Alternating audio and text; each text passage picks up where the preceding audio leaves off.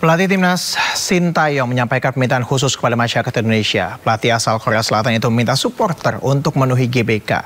Dukungan dari supporter menurut Sintayong bisa menaikkan semangat timnas saat melawan Australia.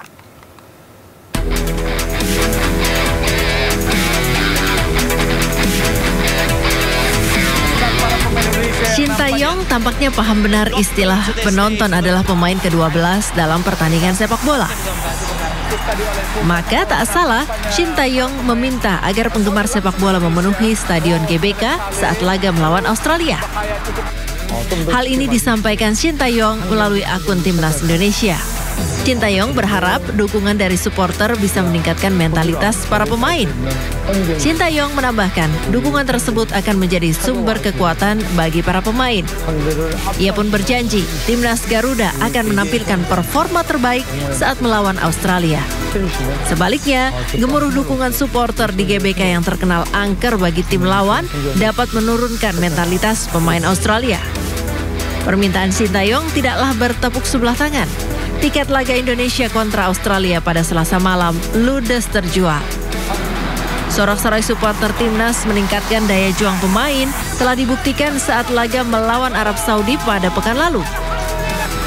Dukungan penuh WNI yang berada di Timur Tengah datang ke stadion menjadi ekstra tenaga bagi timnas hingga akhirnya bisa menahan imbang Arab Saudi 1-1. Ya, misal laga timnas Indonesia kontra Australia semakin dekat. Kedua tim kita percaya sama-sama hebat. Para pemain dapat melakukan penyerangan dan juga pertahanan dengan cermat. Namun tentu saja kemenangan harus kita dapatkan. Mari kita bahas dengan pengamat, ada Bung Ma'ruf El Rumi. Kita langsung sapa. Selamat malam Bung Ma'ruf. Terima kasih sudah bergabung bersama kami di Sindo Prime. Sehat ya Bung ya? Sehat, alhamdulillah. Alhamdulillah. Ya, Bung, langsung saja. Kalau misalnya dari prediksi Anda, skor besok bagaimana? Ini nggak pakai awalan, langsung menebak skor. Baru kita breakdown dari sana. Jadi posisi Anda di mana nih? Iya, jadi tentu harapannya adalah bahwa kemudian Indonesia bisa mendapatkan kemenangan ini untuk membuka peluang kita. Terus kemudian memperlebar kesempatan kita untuk tampil di Piala Dunia. Kalau kita bicara skor ya mungkin memang hitungannya menjadi lebih rumit. Karena apa? Karena memang secara pertemuan kita agak sulit untuk bisa mengalahkan Australia. Kita hanya baru sekali menang. Sementara satu sisi Australia mereka juga membutuhkan kemenangan. Tapi faktor kandang mungkin akan menjadi nilai plus. Kalaupun menang mungkin skornya juga tidak terlalu telak ya. Mungkin kalaupun menang ya bisa 1-0 atau kemudian kita menang dengan skor 2-1. Oke, apakah kemudian yang Anda lihat butuh optimisme seperti apa kemudian jika kemudian kita berharap timnas bisa menang? Karena kita melihat secara head to head juga, secara ranking FIFA saja dah, itu kan sudah sangat jauh. Kemudian juga head to head di beberapa pertandingan juga nampaknya Indonesia selalu tertinggal. Tapi kan kemudian pemain-pemain baru yang bawa asa baru juga sudah membentuk bagaimana formasi timnas kita saat ini. Anda melihatnya bagaimana? Iya, kalau kita bicara dari sisi head to head, kemudian kita bicara dari sisi ranking FIFA, atau kemudian kita bicara dari sisi pengalaman Piala Dunia, bahkan kita bicara di level Piala Asia, Indonesia memang sejarahnya berada di bawah dari Australia. Kita tahu bagaimana kemudian kita peringkat FIFA-nya kita masih 200, kemudian Australia berada di peringkat 24. Australia punya pengalaman tampil di 16 besar, sementara kita bahkan dikalahkan oleh Australia di 16 besar dengan skor telak 0-4. Kemudian ketika bicara soal pengalaman di Piala Dunia, Australia pernah 16 besar, kita bahkan belum pernah tampil di Piala Dunia. Jadi memang dari banyak sisi kita harus mengakui secara itu tidak berpihak pada Indonesia.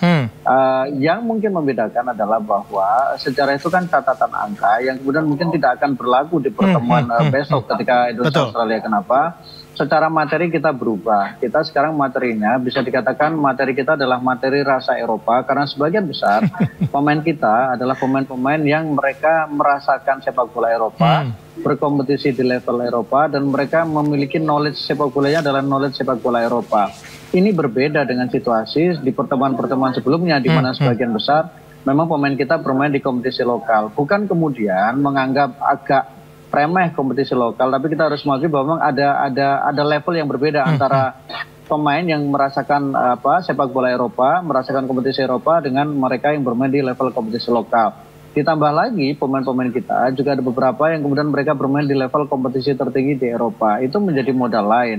Jadi dengan semua kelebihan yang sekarang kita miliki, dengan mayoritas pemain diaspora yang didatangkan, yang kemudian bisa menyatu sebagai sebuah tim, sudah memperlihatkan tanda bahwa sepak bola kita akan memberikan perlawanan.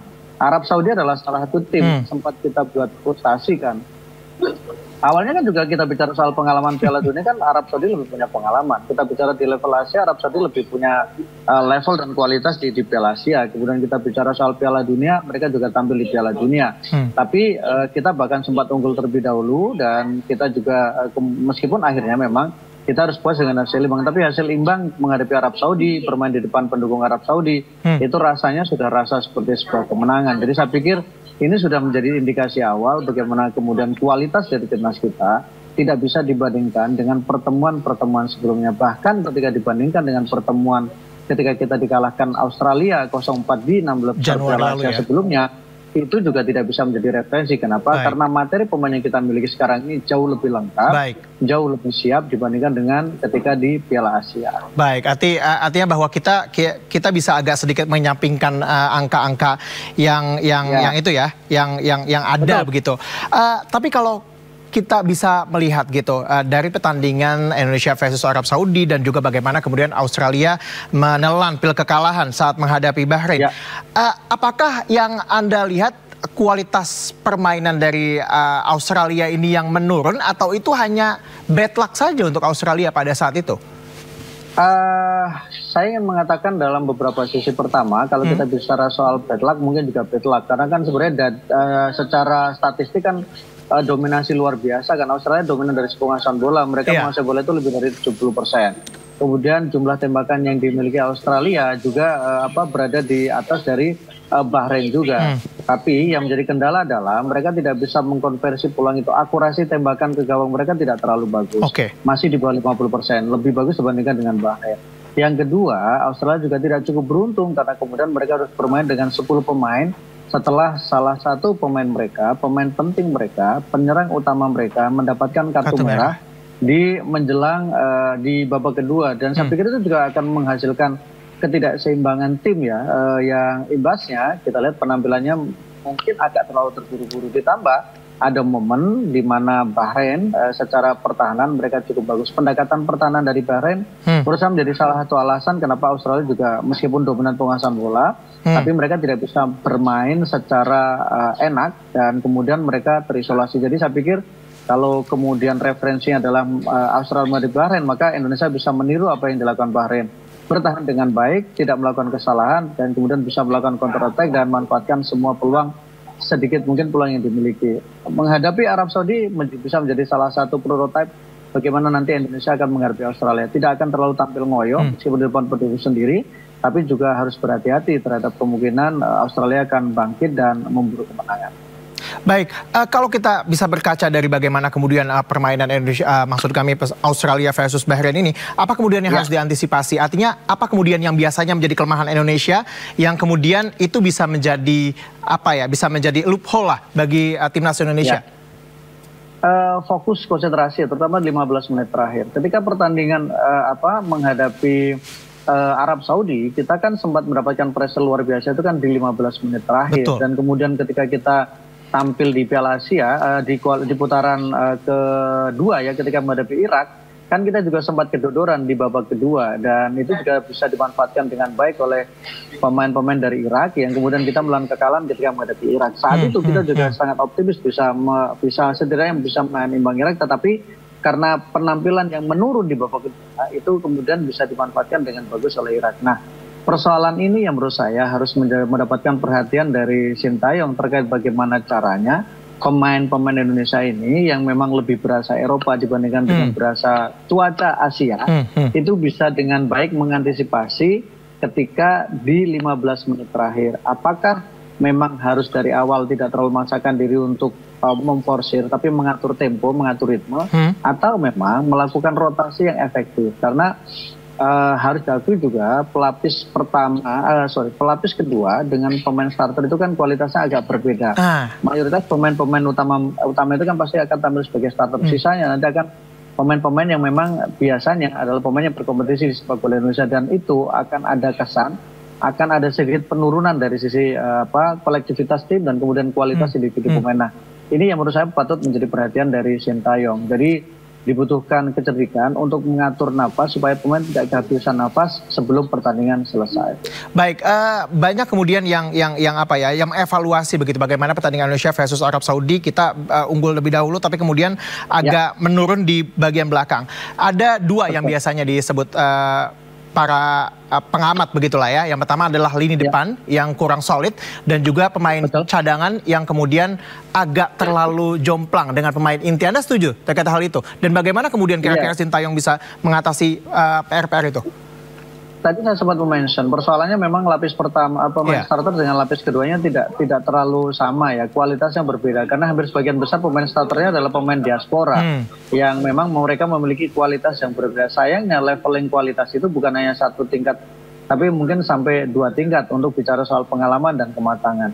Nah, ini yang memang menurut saya harus jeli betul bagaimana melakukan rotasinya, sejauh mana kemudian rotasi itu tidak mengganggu keseimbangan tim. Misalnya ketika kita bicara di lini belakang, kan memang ada beberapa pemain yang mereka sebelum era pemain-pemain diaspora itu kan menjadi tulang punggung, seperti misalnya Ferrari itu kan juga sempat menjadi tulang punggung. Tapi kan ketika kemudian datang pemain diaspora, Ferrari harus rela untuk berada di bangku cadangan. Atau kemudian ketika pemain seperti Asnawi pun sempat juga dia menjadi starter, tapi kan kemudian ketika mulai pemain-pemain diaspora datang, maka harus mulai beradaptasi untuk menjadi pemain pengganti, termasuk juga Arhan. Nah, rotasi-rotasi sepertinya menurut saya harus lebih dipikirkan oleh Sintayong supaya tetap ada keseimbangan. Mungkin yang menjadi starter di laga pertama mungkin pemain-pemain Indonesia, misalnya seperti Asnawi mungkin bisa langsung menjadi starter untuk kemudian mencadangkan pemain diaspora yang harapannya nanti bisa diturunkan, memberikan keseimbangan nanti ketika tampil sebagai pemain pengganti. Jadi kita akan menunggu sejauh mana kemudian Sintayong bisa melakukan rotasi dengan efektif. Baik, Bung Ma'ruf, kita tahan dulu karena kita akan mengajak pemirsa Bung Ma'ruf untuk melihat bagaimana persiapan timnas Indonesia jelang menghadapi Australia pada Selasa besok. Kita simak laporan dari Salam Rahmat dari Stadion Gelora Bung Karno, Jakarta. Salam, menu latihan apa saja? Ya, Salam, sudah bergabung bersama kami? Ya, Tessa, hingga saat ini berbagai persiapan ini masih dilakukan jelang laga pertandingan antara Australia melawan Indonesia yang akan digelar pada hari esok begitu, di mana ini merupakan salah satu ajang untuk bisa masuk dalam kualifikasi Piala Dunia 2026. Dan memang hingga saat ini kalau kita perhatikan secara seksama di dalam Stadion Madia, ini tengah berlangsung latihan timnas Indonesia yang tadi digelar sejak pukul 19.00, di mana media ini hanya diperbolehkan untuk mengambil gambar selama 15 menit saja. Dan memang kalau dari perhatikan kami seksama begitu selama tadi di lapangan, ini seluruh pemain timnas ini hadir untuk melakukan sesi latihan bersama. Namun ini memang dipisah latihannya antara para pemain dengan penjaga gawang begitu atau kiper. Ini dipisah posisinya untuk memfokuskan pada titik-titik mereka nantinya ketika akan bermain pada hari esok. Dan dapat kami informasikan juga kepada Anda, Tesar dan juga pemirsa, bahwa 5 pemain Indonesia yang diyakini akan mampu tampil maksimal ini nantinya juga akan diprediksi atau juga diproyeksikan mampu tampil maksimal begitu. Di antaranya seperti Witan Sulaiman, Nathan, Jai Itzes, Martin Paes dan juga Ragnar Oratmangun. Dan juga memang kalau kita tahu secara bersama pemirsa bahwa memang dari pertandingan sebelumnya Indonesia melawan Arab Saudi ini berhasil imbang dengan skor 1-1, sementara untuk timnas Australia kemarin harus menelan kekalahan usai kalah dari lawannya Bahrain dengan skor 0-1. Dan hal ini juga tentunya membuat Indonesia berada di peringkat 4 begitu, sementara Australia ini berada di peringkat 5. Namun memang kalau secara head to head atau pertandingan yang sudah berlangsung antara Indonesia dan juga Australia ini sudah terjadi sebanyak 19 kali, di mana 15 kali pertandingan ini berhasil dimenangkan oleh timnas Australia, sementara skor imbang ini hanya terdapat 3 kali dan Indonesia ini hanya berhasil memperoleh kemenangan 1 kali saja yang terjadi pada 30 Agustus tahun 1981. Dan memang meski di atas kertas ini Indonesia ini harus mengakui keunggulannya atas Australia Australia. Namun kita tentunya sama-sama berharap, Tesar dan juga pemirsa, agar Indonesia ini mampu tampil dominan dan juga tampil maksimal tentunya di hadapan publiknya begitu. Karena besok akan berlangsung di Stadion Utama Gelora Bung Karno, dan tentunya masyarakat maupun juga dari para elit nantinya memang kita akan harus mendukung timnas Indonesia untuk bisa meraih kemenangan melawan Australia pada hari esok. Tentunya kedatangan dari para supporter ke GBK besok ini akan menjadi pemicu semangat bagi para Garuda Muda untuk bisa melawan Australia dan juga bisa mengakhiri kekalahan Indonesia yang memang kalau terakhir kali Indonesia bertemu di tahun 2024 di awal tahun kemarin, Indonesia ini bahkan kalah dari Australia dengan skor 4-0. Tentunya kita berharap, sama-sama berharap, Tesar dan juga pemirsa, agar Indonesia ini bisa tampil dominan dan juga tampil maksimal di hadapan masyarakat Indonesia pada hari esok. Tesar. Yang kita harapkan bersama tentunya. Rahmat, terima kasih atas informasi yang telah Anda sampaikan. Salam Rahmat. Ya, kita lanjutkan kembali Mesa dialog kita dengan Bung Ma'ruf. Bung Ma'ruf, Anda setuju nggak? Tadi ada sejumlah nama yang disebut sebagai pemain kunci. Siapa kemudian yang menurut Anda akan berperan secara signifikan dalam pertandingan besok? Iya, kalau kita bicara kebiasaan starting line up dari Sintayong sebenarnya tidak terlalu banyak berubah. Sintayong pasti punya kerangka tim yang sudah pakem ya, yang dari satu pertandingan ke pertandingan lainnya secara kerangkanya sama. Yang membedakan mungkin ada penambahan satu atau kemudian dua pemain saja dalam setiap pertandingan. Jadi kalau bicara soal kemudian siapa yang menjadi starter, siapa yang menjadi pemain bintang, tentu kita mulai dari belakang, misalnya penjaga gawang ya Martin Paes akan menjadi pilihan utama dengan penampilan yang cukup menjanjikan ketika di laga pertama, dan ini akan membuat memang Hernando Ari harus rela untuk berada di bangku cadangan. Di belakang misalnya Verdong tetap akan menjadi pilihan, terus kemudian Jaija sebagai kapten tim menggusur atau menggantikan posisi dari Rizky Ridho. Tapi Rizky Ridho akan tetap menjadi starter di pertandingan besok untuk menjadi bagian dari 3 pemain belakang timnas Indonesia. Kemudian ada satu nama seperti misalnya Patinama tetap akan tampil, Hapner juga tampil, dan Sandy Walsh ini yang menurut saya cukup menarik ya, apakah dia memang akan ditampilkan sebagai starter atau justru mungkin memberikan kesempatan kepada Arhan atau kemudian Asnawi yang tampil sebagai starter, dan kemudian Sandy Walsh akan disimpan untuk di babak kedua. Saya sih prefer mungkin Sandy Walsh mungkin akan lebih bagus diturunkan babak kedua untuk memberikan keseimbangan ketika memang rotasi dilakukan. Tengah mungkin orang menunggu apakah Marcelino akan ditampilkan, karena artinya ditampilkan sebagai starter ya, karena biasanya Marcelino sepanjang Piala Asia, baik Piala Asia Under-23 atau kemudian di Piala Asia Senior, dia selalu tampil sebagai starter. Tapi kemudian kemarin pertandingan menghadapi Arab kan justru dia menjadi cadangan ya, Witan Sulaiman yang dipilih menjadi starter. Tapi ini juga akan menjadi misteri apakah Witan akan kembali sebagai starter atau justru mungkin Marcelino. Saya sih pilihnya mungkin Marcelino akan ditampilkan sebagai starter karena bermain di depan pendukung sendiri. Nanti dia akan bersama Tom Hey, kemudian ada Nathan juga yang isi lini tengah dari timnas Indonesia. Depan ya hampir pastilah ya Rafael Strijk atau bersama dengan Ragnar ya, Orat Mangun yang mungkin yang bisa jadi besar kemungkinan mereka akan diturunkan sebagai starter. Jadi secara kerangka ini adalah gaya khas dari STY, tidak akan terlalu banyak melakukan perubahan, paling hanya 1-2, dan itu pun mungkin lebih pada posisi antara Witan Sulaiman atau Marcelino yang menjadi starter di tengah. Dan kemudian di belakang, apakah lebih memilih untuk menurunkan Asnawi atau lebih memilih kembali menempatkan Sandy Walsh sebagai starter untuk di posisi fullback kanan. Jadi selebihnya saya pikir tidak akan terlalu banyak. Tidak akan terlalu banyak yang akan diotak-atik ya sama Sintayong ya. Oke, secara fisik dan juga secara mental, bagaimana Anda melihat jika dibandingkan pertandingan sebelumnya, kemudian juga bagaimana kemudian dari latihan-latihan yang sudah dijalani saat ini, Anda melihatnya Indonesia dalam kondisi yang sangat prima kan untuk menghadapi pertandingan besok?